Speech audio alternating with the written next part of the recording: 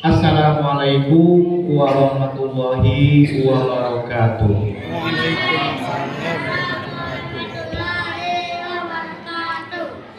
Innal hamdalillah wassalatu wassalamu ala Rasulillah sayyidina Muhammadin wa ala alihi wa sahbihi wa man tabi'ahu bi ihsan ila yaumiddin, amma ba'du. Yang kami hormati pengurus Masjid Nurul Iman Siobar, terutama yang kami banggakan adalah bapak-bapak, ibu-ibu, anak-anak kami kaum muslimin dan muslimat. Pada malam hari ini kita panjatkan segala puji dan syukur kita kehadirat Allah Subhanahu wa taala, yang mana berkat limpahan hidayahnya serta inayahnya Allah kepada kita selaku umat Nabi Muhammad bisa melaksanakan salah satu bukti cinta kita, bukti kasih sayang kita kepada sang baginda Nabi Muhammad, yakni peringatan daripada kelahiran baginda Nabi Muhammad Sallallahu Alaihi Wasallam. Dan tak lupa juga sholawat beserta salamnya Allah mudah-mudahan terceritakan ke junjungan kita semua, Habibana wa Nabiyana Muhammad Sallallahu Alaihi Wasallam. Ma'asyiral muslimin wal muslimat, jamaah sholat isya rahimakumullah, terutama kepada orang tua kami mohon minta izin duduk di hadapan bapak ibu semuanya. Ibaratkan bak kato cako kampung mintua ambo, yang kami tuakan batangnya tampe basanda, akarnya tampe baselo, daunnya tampe batadu, ranting dahannya tampe pamaci. Ambo minta izin kali ini ambo akan membawakan materi tentang bagaimana Nabi Muhammad ia bisa menjadi seorang nabi dan rasul. Berpijak kepada tadi yang telah kita dengar lantunan Quran surat Al-Ahzab ayat 21. Dalam Quran surat Al-Ahzab ayat 21 tersebut Allah berfirman, a'udzubillahi minasyaitonirrajim, laqad kana lakum fi rasulillahi uswatun hasanah.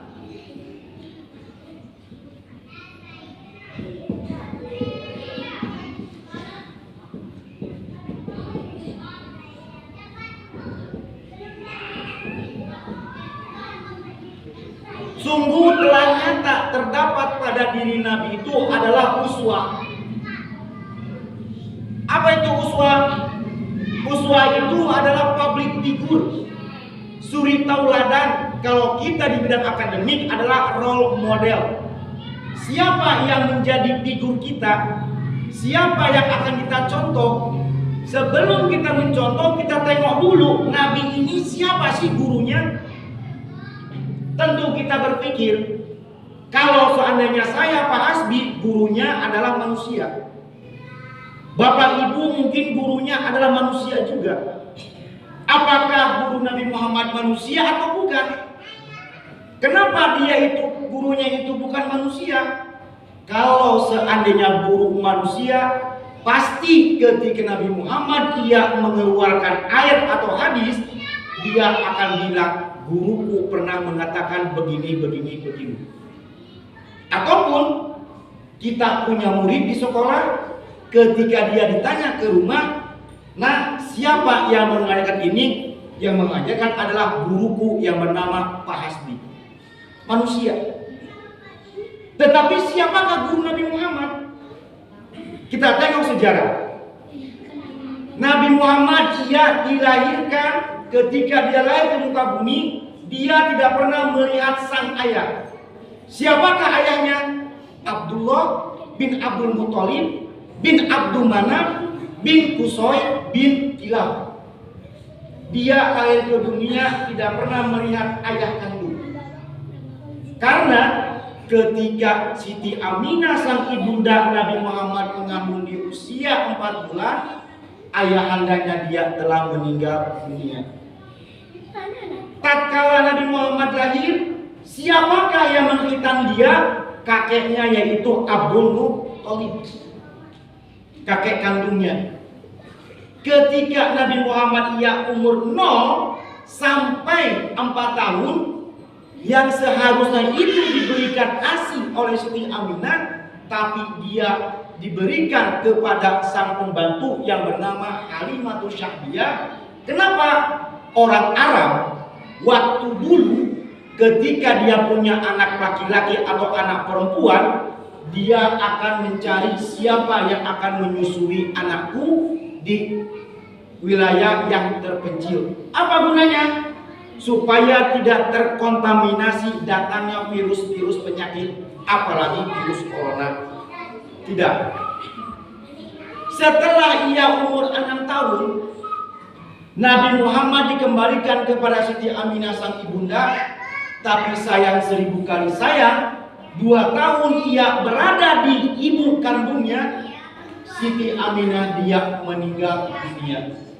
Berarti Nabi Muhammad usia 6 tahun sudah yatim dan piatu. Tapi ingat Bapak Ibu, dalam agama kita ini tidak ada yang namanya piatu. Yang ada adalah anak yatim. Apa anak yatim artinya? Anak yang belum mencapai usia balik, yang ditinggalkan baik oleh ayahnya atau oleh ibunya. Kalau oleh ayah dan ibunya, yatim beneran. Kenapa dia yatim? Ditinggal oleh ibunya. Coba kita bayangkan, anak ketika dia kecil, dia pasti mencari kasih sayang kepada ibu. Dan ia pun mencari perlindungan, menyandarkan baunya kepada sang ayah. Itu yang disebut dengan anak yatim. Setelah ibunda Siti Aminah dia meninggal dunia, sementara Nabi usianya adalah waktu itu 6 tahun. Mungkin kalau saat ini ketika Nabi dia mau masuk SD, sudah yatim dan dia pulang lagi. Setelah itu kemana dia diasuh? Dia diasuhlah oleh kakeknya yang bernama Abdul Muthalib.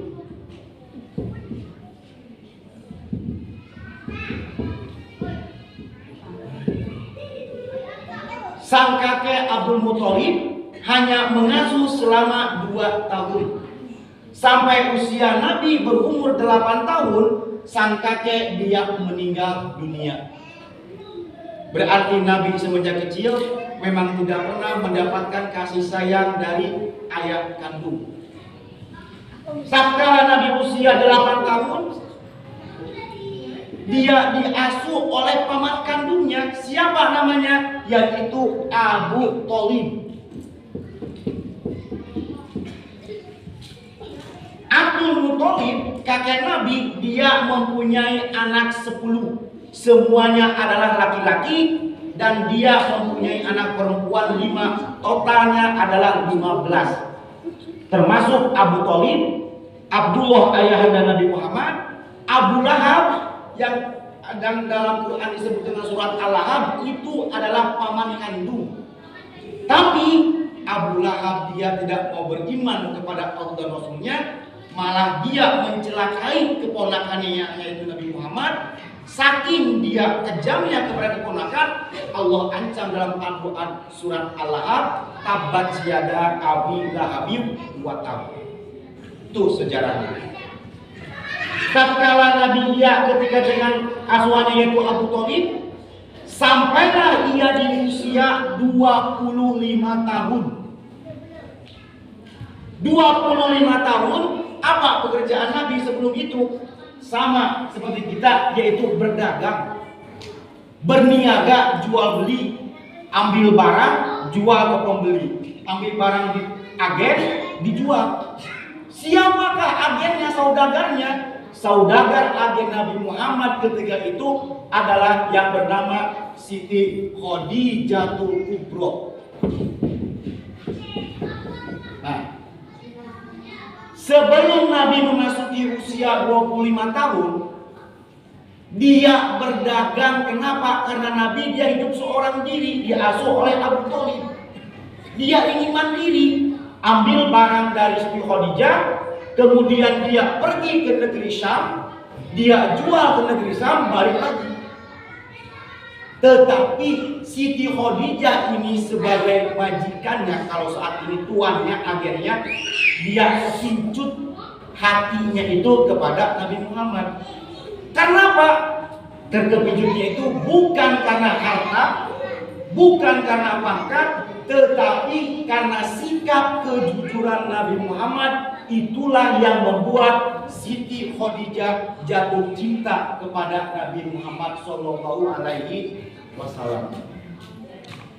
Seterusnya Siti Khadijah dia memerintahkan pembantunya yang bernama Maisarah untuk datang kepada Abu Thalib, meminta Nabi Muhammad meminang Siti Khadijah.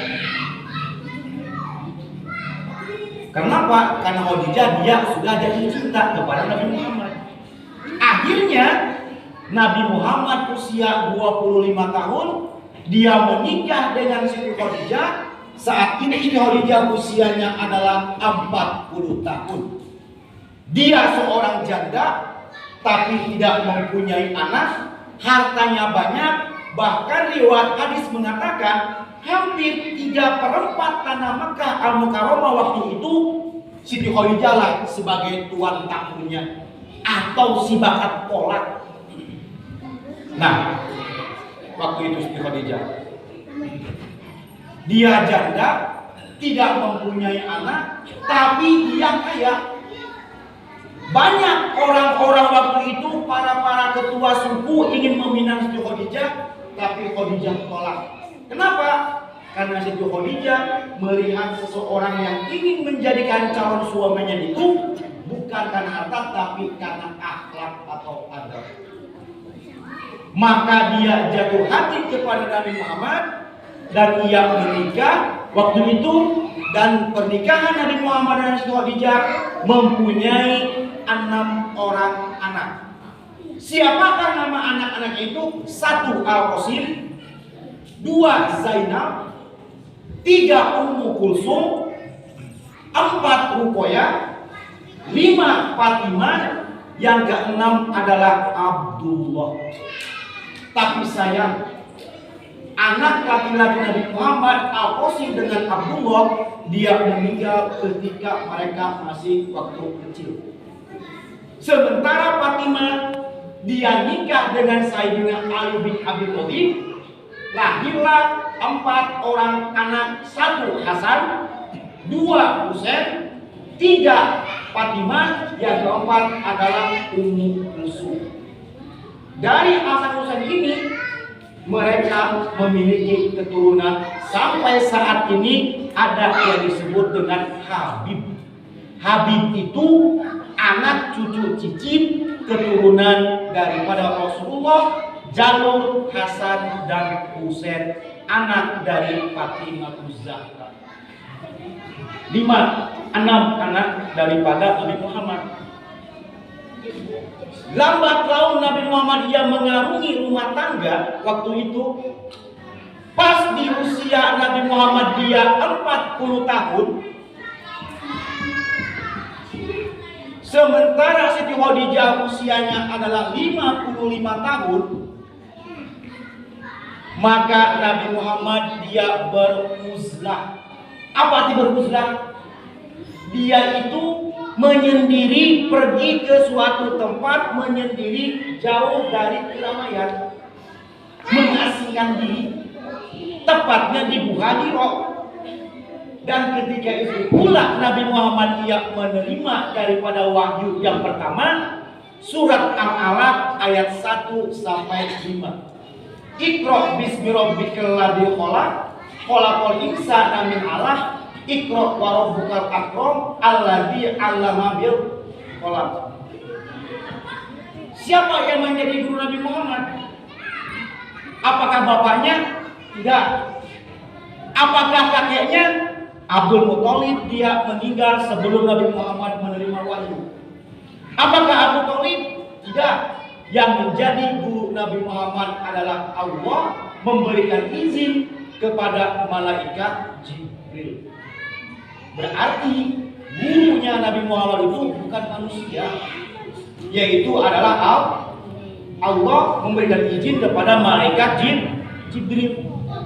Makanya dalam Al-Quran, Quran surat An-Najmi ayat 3 dan 4 Allah berfirman, maaf lihat sini ke depan, wa ma yantiqu 'anil hawa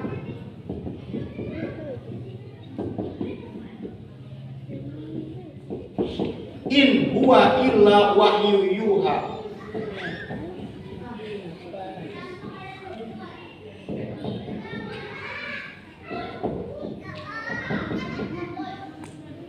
Dan apa-apa yang keluar dari mulut Nabi Muhammad itu bukan berdasarkan hawa nafsu. Jika seandainya Nabi itu mengatakan sesuatu berdasarkan hawa nafsu, apa yang terjadi? Satu, seseorang bila ia mengungkapkan sesuatu karena nafsunya, satu yang terjadi adalah ambisi. Yang kedua, akan menimbulkan kepentingan dia pribadi. Dan yang ketiga, dia ingin kepentingannya itu di atas daripada yang lain. Itu apabila Nabi itu tidak mengucap sesuatu berdasarkan hawa nafsu.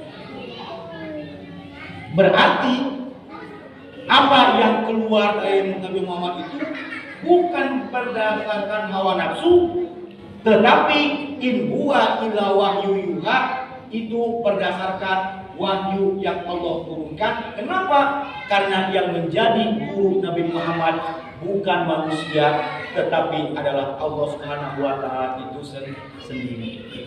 Berbeda dengan kita, Bapak Ibu. Saya dulu sekolah pasti punya guru. Gurunya adalah manusia. Yang namanya manusia pasti ada kekurangan dan kelebihan.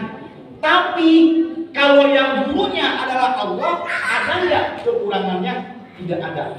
Ada nggak kekurangannya? Tidak ada. Yang kurang adalah akal kita tidak mau memahami, mentadaburi, dan memikirkan daripada ayat-ayat Al-Quran. Seperti itu. Bukti yang lainnya bagaimana? Ingat, ketika Nabi Muhammad dia ditanya oleh Umar bin Khattab tentang masalah khamr dan judi, Quran surat An-Nahl ayat 67.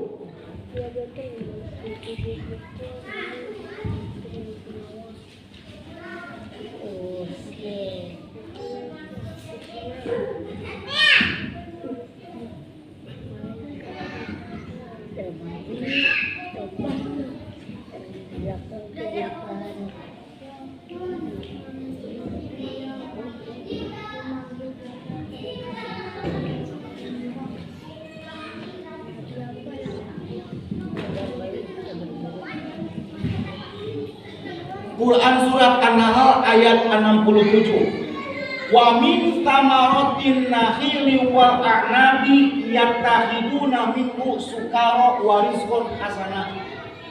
Allah berfirman, sesungguhnya dari air perasan anggur dan kurma, yattakhiduna minhu sukara, mereka itu bisa menjadikan khamr, minuman keras, warizqan hasanah, dan rezeki yang baik. Ini daripada air perasan anggur dan kurma. Kemudian setelah itu Umar bertanya kepada Nabi, ya Rasul, Al-Quran mengatakan bahwasannya dari air perasan anggur diperas, airnya fermentasikan beberapa hari, kemudian diminum, bisa memabukkan. Ada sekarang mungkin anggur merah, anggur putih, minuman keras. Jadi aku bertanya nih, apa hukum minuman keras dalam agama Islam? Pertanyaan Umar. Apakah Nabi Muhammad dia langsung menjawab? Tidak. Apakah Nabi Muhammad itu langsung menjawab, oh kalau itu bla bla bla, ini tidak. Nabi dia terdiam. Keesokan harinya barulah turun malaikat Jibril memberikan wahyu kepada Nabi Muhammad, yaitu turunlah Quran surat Al-Baqarah ayat 219. Apa bunyinya? Yas'alunaka 'anil khamri wal maisir. Qul fihima itsmun kabirun wa manafi'u linnas wa ismuhuma akbaru min naf'ihima. Apa kata Allah? Yas'alunaka 'anil khamri. Wahai Muhammad, mereka kemarin itu bertanya kepadamu tentang masalah khamr wal maisir, judi. Sekarang banyak ada di atas meja manual, batu-batu, pakai koak, cekik, ataupun judi online main chip. Udah dapat berapa KB? Sekian KB, bongkar. Kalau enggak, sedekah chip. Kul, katakanlah, pihima dalam minuman khamr dan judi itu ismun kabirun wa manafi'u linnas, ternyata ada dosa dan manfaatnya. Wa ismuhuma akbaru min naf'ihima, tetapi dosanya itu lebih besar daripada manfaatnya. Mungkin kita pernah mendengar dari kawan, dia suka mabuk. Apa kamu mabuk? Aku ingin menguatkan badan. Karena apa? Karena aku malam harinya itu kerja lembut, supaya badan menjadi kuat, tidak ngantuk, maka aku minum. Mungkin itu salah satu manfaatnya. Ataupun kenapa kamu minum? Kemarin mentalku itu lemah. Ketika aku minum, maka bangkitlah keberanianku itu. Bisa jadi. Ataupun kalau seandainya aku nggak minum, sakit pinggangku. Aku minumlah anggur merah satu botol, tuk, hilang sedikit pinggang. Bisa jadi. Tetapi ingat, wa ismuhuma akbaru min naf'ihima, dosanya lebih besar daripada manfaat. Itu Nabi ditanya tentang khamr saja, Nabi tidak langsung dijawab, tapi dia menunggu datangnya wahyu Quran surat Al-Baqarah ayat 219. Sampai di situ tidak pernah ada kejadian. Abdurrahman bin Auf, dia saudagar yang kaya raya, tangannya itu dingin kalau dia dagang. Padahal dia itu pendatang, sasaran orang Madinah, orang Mekah, hijrah dia ke Madinah. Orang tepi datang ke Mekah. Seperti itu ibarat. Datang dia ke Madinah, dia cari modal, dia jual di pasar, tunggu, akhirnya dia menjadi seorang saudagar yang kaya raya. Abdurrahman bin Auf, tangannya dingin kalau dia jualan. Kalau dia mancing, tangannya panas, tidak pernah dapat ikan. Kenapa? Karena di Mekah tidak ada laut. Yang ada adalah pada pasir. Seperti itu. Suatu ketika Abdurrahman bin Auf, dia panggil kawan-kawannya sahabat Nabi untuk dijamu makan di rumahnya. Makan besar bersama. Setelah dia makan besar, ditutuplah dia dengan minum khamr. Air perasan kurma dan anggur diminumnya. Sampailah mereka itu selai atau dalam keadaan mabuk. Ketika dia dalam keadaan mabuk, datanglah waktu azan maghrib. Bila memandangkan waktu azan maghrib, Abu bin Auf dengan sahabatnya dia sholat di rumah. Itu hebatnya sahabat Nabi. Walaupun dia dalam keadaan mabuk, ketika suara azan terdengar, dia langsung sholat. Kalau kita datang suara azan, pura-pura mabuk, tidak mendengar dan tidak pula sholat.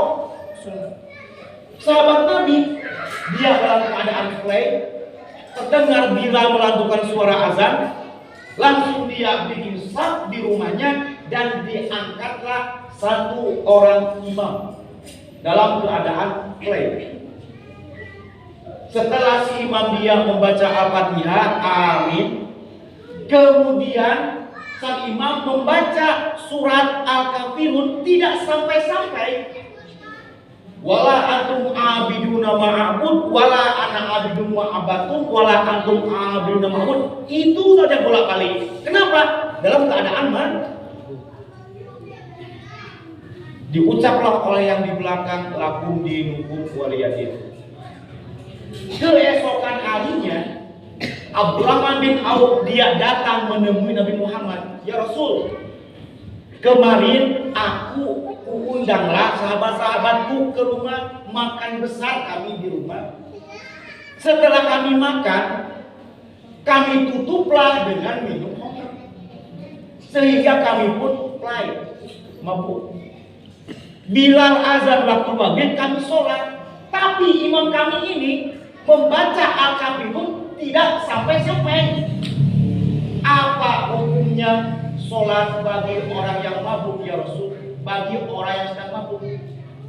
Apakah Rasul langsung menjawab? Tidak. Rasul diam. Setelah dia diam beberapa saat, maka Allah turunkan melalui malaikat Jibril Quran surat An-Nisa ayat 43. Apa bunyinya? A'udzu minasyaitonir rajim. Ya ayyuhalladzina amanu la taqrabus sholata wa antum sukara hatta ta'lamu ma taqulun. Wahai orang-orang yang beriman, kata Allah, la taqrabus sholata, janganlah engkau mendekati sholat wa antum sukara, sementara engkau dalam keadaan mabuk. Hatta ta'lamu ma taqulun, sampai engkau tahu apa yang kau kerjakan, artinya sampai engkau sadar. Itu. Jangan mendekati sholat Anda dalam keadaan mabuk. Tapi zaman sekarang banyak orang yang mabuk sehingga dia tidak ingat dengan sholat. Nah, dengan itu apa? Nabi ketika ada pertanyaan dari para sahabat, dia tidak langsung menjawab, dia menunggu datangnya wahyu dari Allah. Itulah contohnya tentang masalah khamr dan masalah. Yang terakhir apa kata Allah? Allah firmankan dalam Quran surat Al-Maidah ayat 90. Apa bunyinya? A'udzubillahi minasyaitonir rajim. Innamal khamru wal maisiru wal ansabu wal azlamu rijsun min amali syaitan fajtanibuhu la'allakum tuflihun.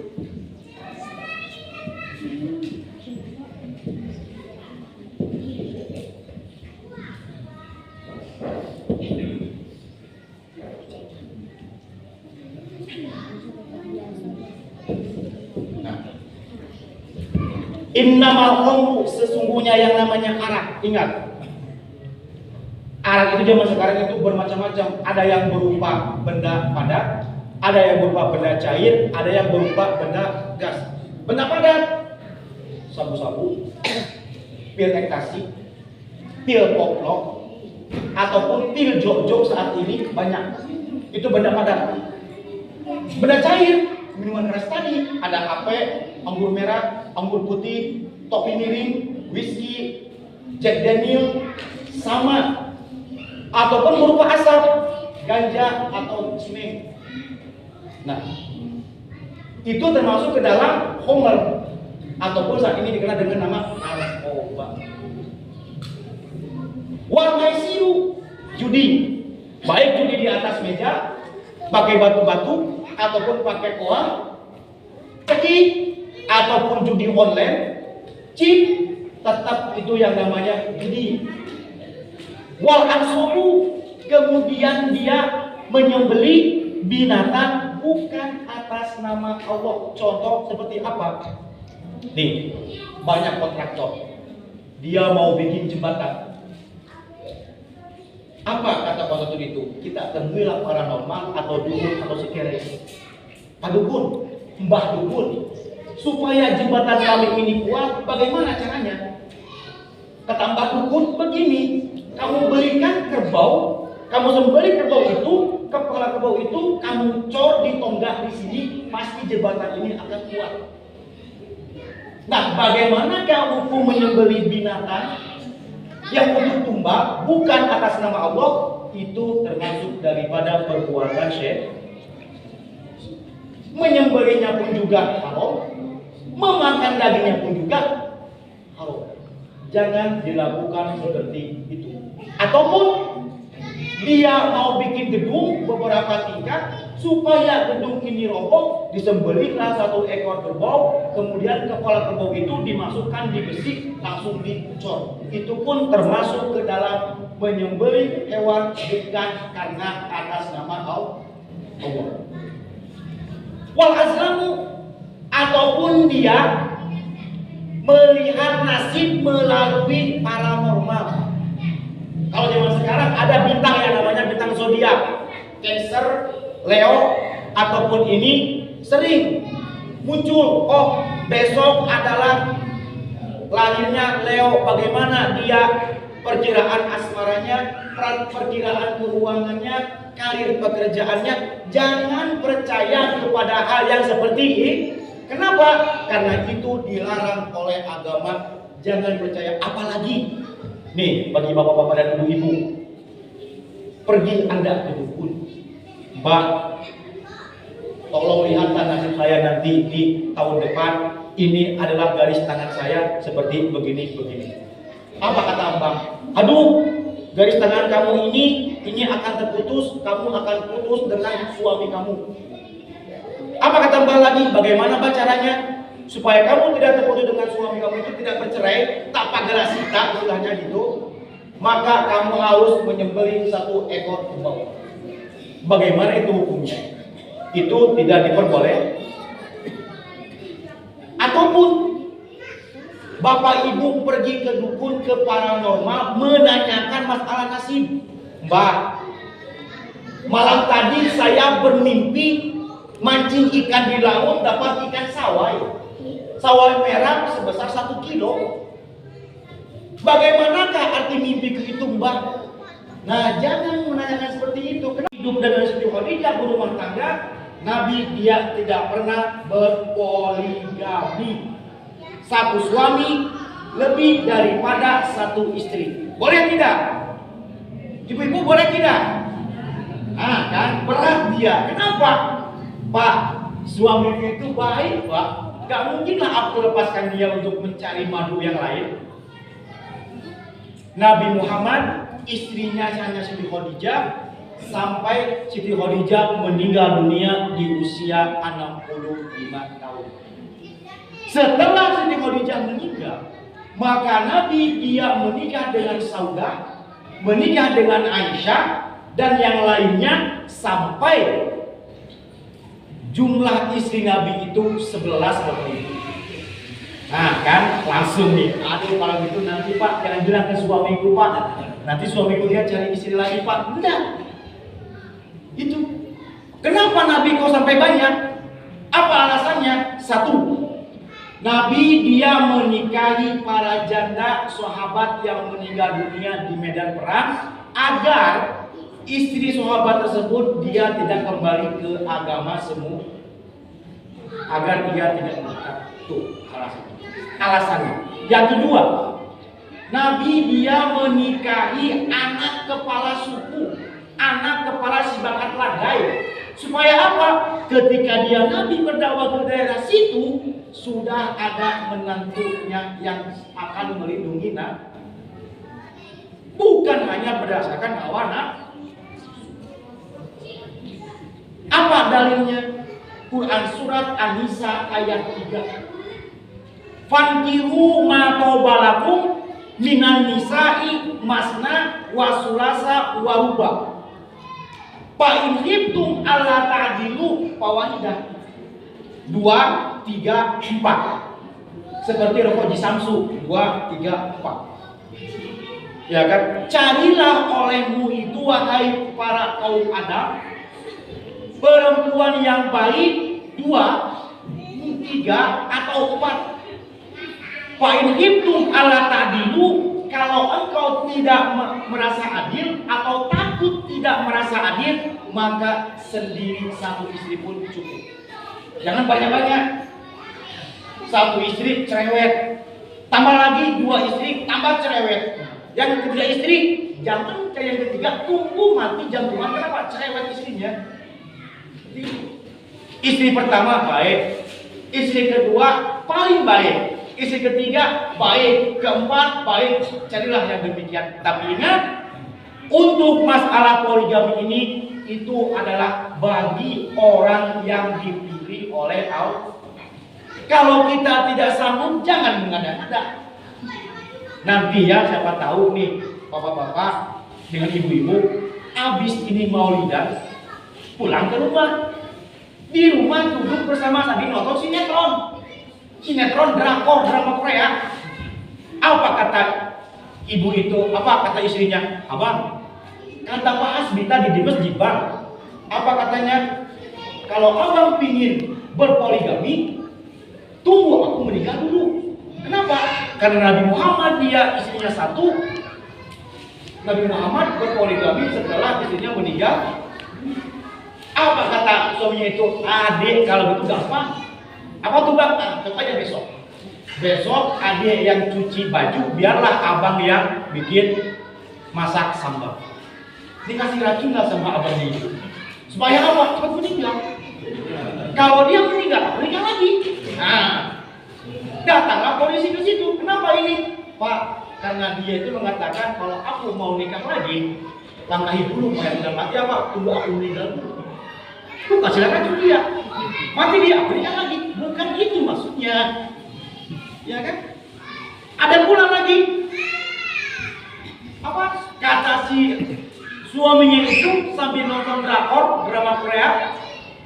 Adindaku, wahai istriku yang tercantik, aku mau ada pertanyaan. Apa itu?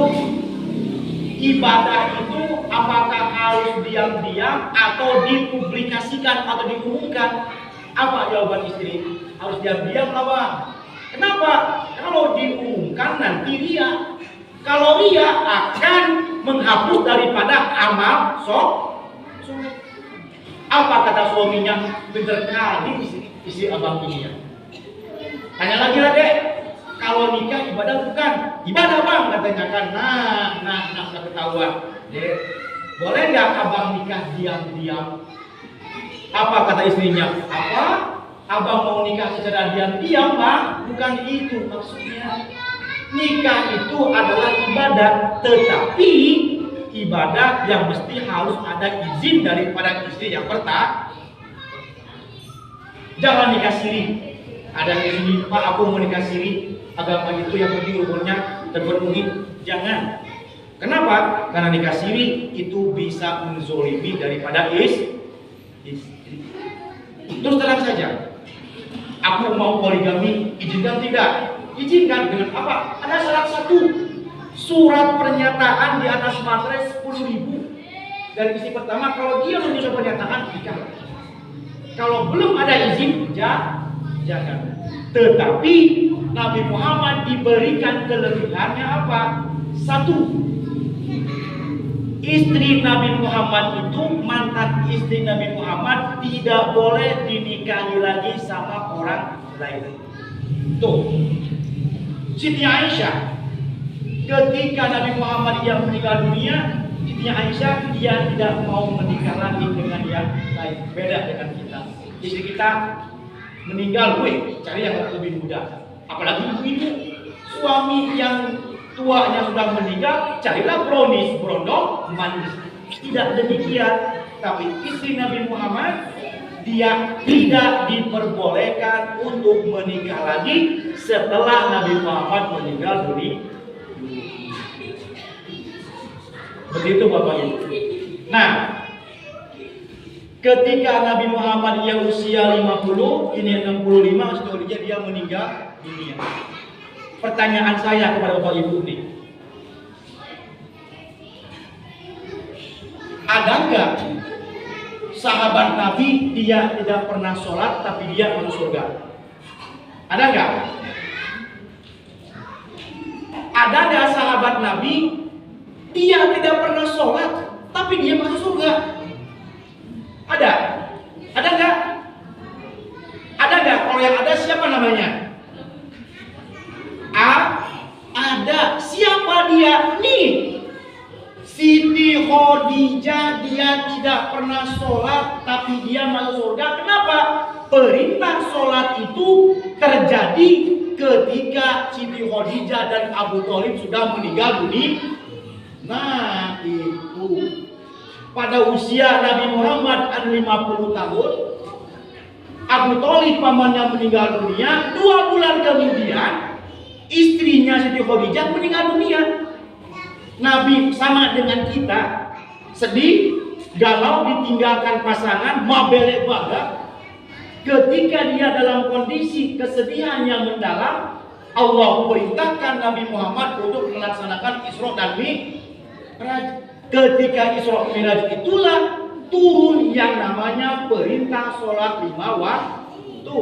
Berarti Siti Khadijah dia tidak sholat, tetapi dia masuk surga. Kenapa? Karena perintah sholat datangnya Allah melalui peristiwa Isra Mi'raj setelah Siti Khadijah meninggal dunia. Kalau kita bagaimana? Pak, aku ingin seperti Siti Khadijah, jangan.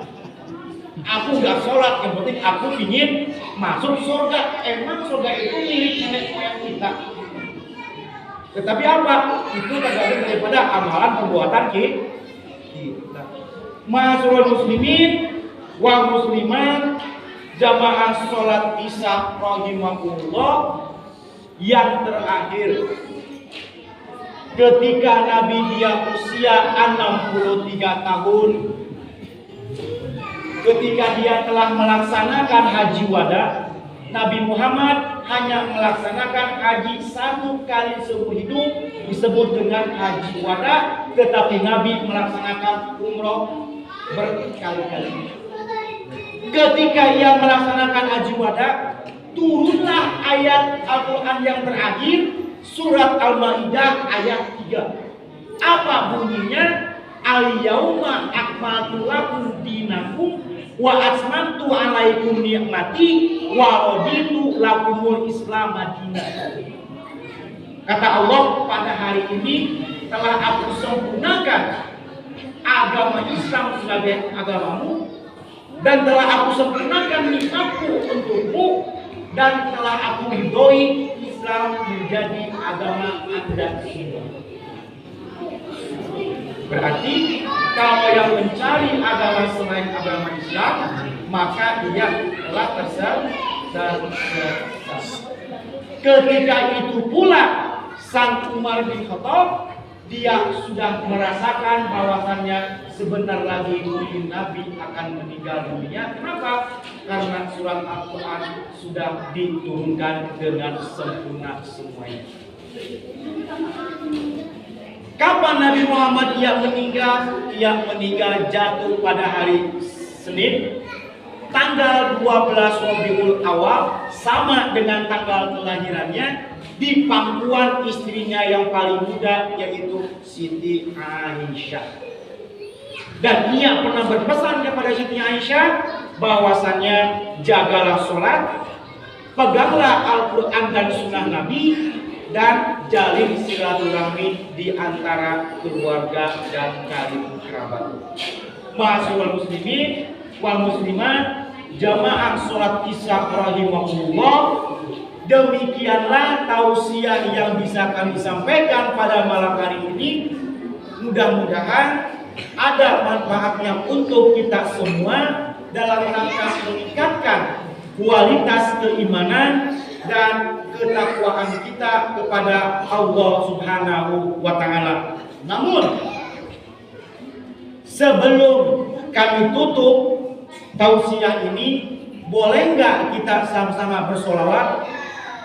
Boleh nggak kita sama-sama bersolawat, Bapak Ibu? Yang di belakang, boleh kan? Apa gunanya solawat? Kita mengaku umat Nabi Muhammad, perbanyaklah solawat sebagai rasa cinta kita, rasa kasih sayang kita kepada Nabi Muhammad. Ayo anak-anak yang di belakang, Bapak Ibu yang di belakang, kalau yang di depan ini semua sudah siap. Sama-sama kita bersolawat. 1, 2, 3. Sholatullah salamullah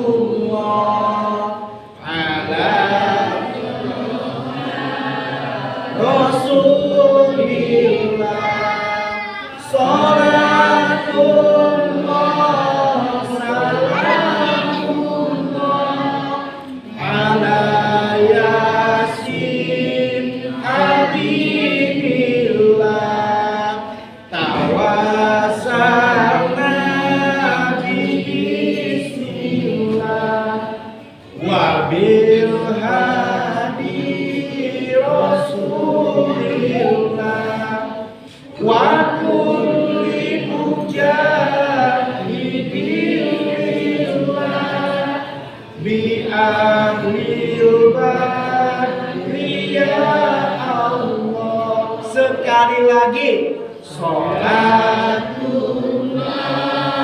salamullah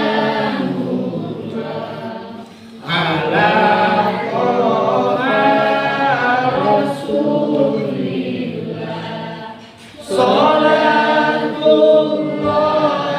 salamullah ala yasin habibillah.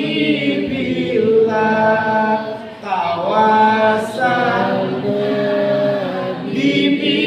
bismillah wabil hadi rasulillah wa kulli mujahidin lillah bi ahlil badri ya Allah, bi ahlil badri ya Allah.